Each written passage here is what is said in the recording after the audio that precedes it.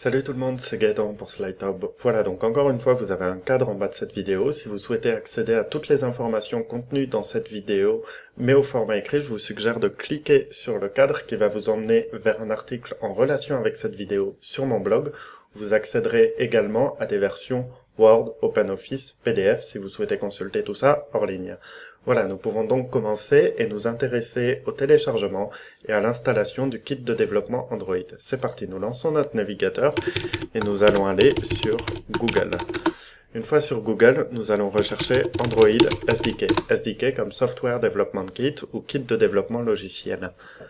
Nous cliquons sur le premier lien. Une fois sur le premier lien, nous arrivons sur une page qui nous propose le téléchargement de ce fameux SDK. Donc nous allons cliquer sur le bouton Download the SDK IDT Bundle for Windows. Et donc nous arrivons sur une page qui nous présente les termes et conditions de licence que nous pouvons accepter en cochant sur cette case « Nous avons lu et acceptons les conditions et termes, les termes et conditions ci-dessus », pardon. Et donc, cliquez sur 32 bits ou 64 bits en fonction de votre version de Windows.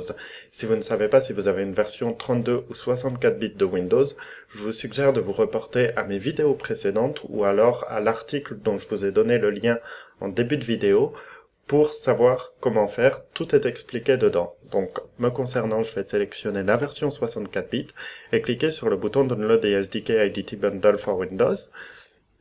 Le temps que le téléchargement se fasse, juste pour vous expliquer ce qu'est le SDK Android. Le SDK Android, en fait, c'est une suite d'outils logiciels qui va vous permettre de simplifier et d'automatiser toutes les tâches nécessaires au développement d'applications Android. Je m'explique. Par exemple, lorsque vous allez créer un nouveau projet Android, il faut que tous les répertoires aient une arborescence bien spécifique avec des fichiers qui ont des noms, là encore, bien spécifiques, etc. Si vous le faites à la main, ça va être long, fastidieux et d'une longueur inutile. Alors que si vous utilisez le SDK, ça va vous faire tout automatiquement, vous avez juste à créer un nouveau projet, tout est fait automatiquement, toute l'arborescence, et donc c'est beaucoup plus simple, beaucoup plus rapide. Voilà, un autre exemple de ce en quoi serait utile le SDK Android, c'est par exemple si vous souhaitez tester vos applications sur l'ordinateur. Là encore, le SDK Android va vous fournir des émulateurs de téléphone sur ordinateur qui vont vous permettre de tester vos applications même si vous n'avez pas de téléphone Android, uniquement sur votre ordinateur. Je vous suggère quand même d'avoir un téléphone Android parce qu'on le verra par la suite, l'émulateur du SDK d'Android, c'est pas tout à fait ça.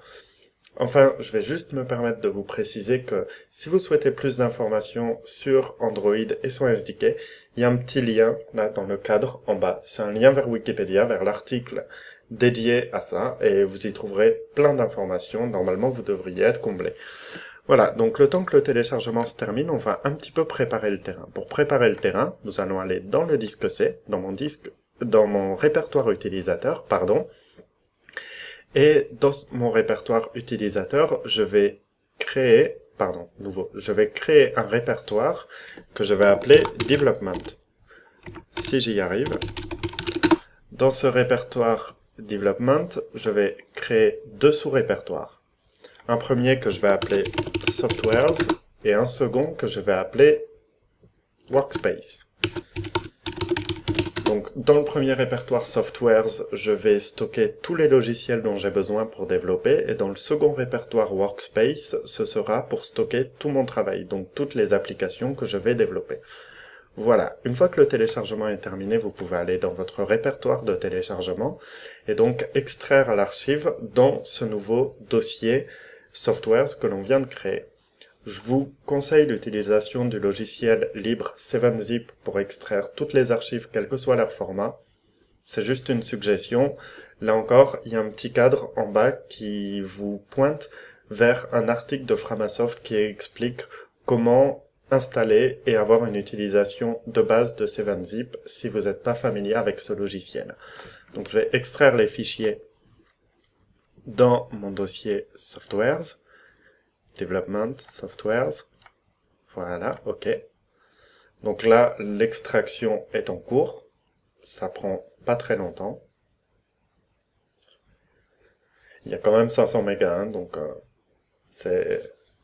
Mais bon, ça reste quelques secondes, on voit que ça se termine bientôt, et la fin est plus rapide que le début, donc ça va aller. Voilà, une fois que c'est terminé, vous pouvez juste aller dans votre dossier Softwares, vérifier que le répertoire est bien présent et que vous avez toute l'arborescence dedans, et vous avez donc le SDK Android d'installer sur votre ordinateur.